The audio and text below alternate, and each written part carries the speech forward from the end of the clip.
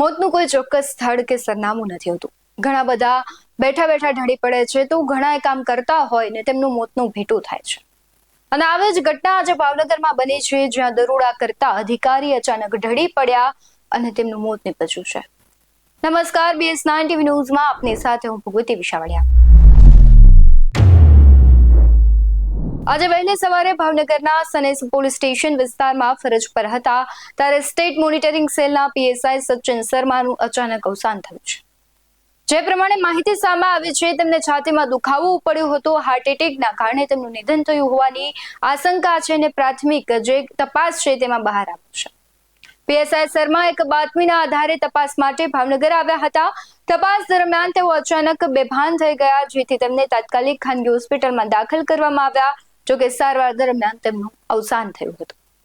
પરિવારના આક્રમણના દ્રશ્યો સામે આવ્યા છે તથા પ્રતિક્રિયાઓ પણ સામે આવી છે, તેના પર નજર કરીએ.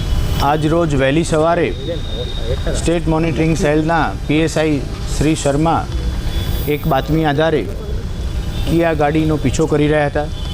એ દરમિયાન અમદાવાદથી ભાવનગર નારી ચોકડી બાજુ આવતી આ ગાડી કોઈ ડિવાઈડરથી યુ-ટર્ન મારી ફરી અમદાવાદ તરફ વળેલી. આ ગાડીનો પીછો શ્રી શર્મા અને એમની સાથેની ટીમના માણસો કરી રહ્યા હતા. એ દરમિયાન માઢિયાથી અમદાવાદ તરફ જતા ઓવરબ્રિજના નીચેના ભાગે આ ગાડી વળેલી હતી. આગળની બાજુ કોઈ કારણસર ગાડી ઊભી રહી ગઈ અને બંધ પડેલી હતી.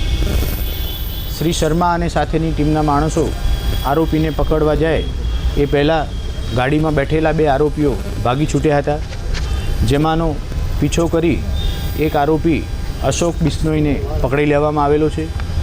આરોપી અને મુદ્દામાલ પકડી ગયા બાદ શ્રી શર્માને છાતી અને ખભાના ભાગે દુખાવો થયેલો હતો. સ્થાનિક ડૉક્ટરને બતાવી બ્લડ પ્રેશરની તકલીફ હોય એવું જણાઈ આવતા સાથેના પોલીસ કર્મચારી શ્રી શર્માને ભાવનગર ખાતેની BIMS હોસ્પિટલ ખાતે લઈ આવવામાં આવેલા હતા. ભાવનગર જિલ્લાના પોલીસ અધિકારીઓ પણ તાત્કાલિક હોસ્પિટલ પહોંચી ગયેલા હતા. ICUના ડૉક્ટર દ્વારા તાત્કાલિક સારવાર શરૂ કરવામાં આવી. તમામ પ્રયત્નો કરવા છતાં પણ દુર્ભાગ્યવશ SMCના PSI શ્રી શર્માને ડૉક્ટર બચાવી ન શક્યા અને એમનું મૃત્યુ થયેલું છે.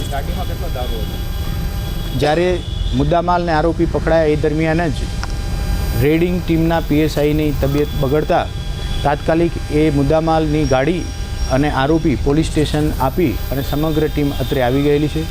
પ્રોહિબિશન બાબતે ગુનો દાખવવાની કાર્યવાહી હવે હાથ ધરવામાં આવશે. આ ઘટનાથી પોલીસ તથા પરિવારમાં શોકનું મોજું ફરી વળ્યું છે. અકાળે આવતી આ વિદાય ખૂબ વસમી હોય છે અને પહેલા પણ ઘણા એવા કર્મચારીઓ છે, અધિકારીઓ છે, તે પોતાની ફરજ દરમિયાન હોય ને હાર્ટ એટેક આવે અથવા કોઈ બીજી એવી ઘટના ઘટે અને તેમનું અચાનક મોત થાય છે. ત્યારે અચાનક આવતી આ વિદાય પરિવાર માટે ખૂબ જ કહેવાય છે કે દુઃખદ ઘટના હોય છે. આના માટે શબ્દો પણ ઓછા પડે છે, પરંતુ ઈશ્વર તેમની આત્માને શાંતિ આપે તેવી આપણે પ્રાર્થના કરીએ. આવા જ વધુ અહેવાલો સાથે ફરી મળતા રહીશું. તમે અમારી YouTube ચેનલને સબસ્ક્રાઇબ કરવાનું, અમને Facebook અને Instagram પર ફોલો કરવાનું ભૂલશો નહીં. બાકી નવી અપડેટ્સ મેળવવા માટે જોતા રહો BS9 TV. નમસ્કાર.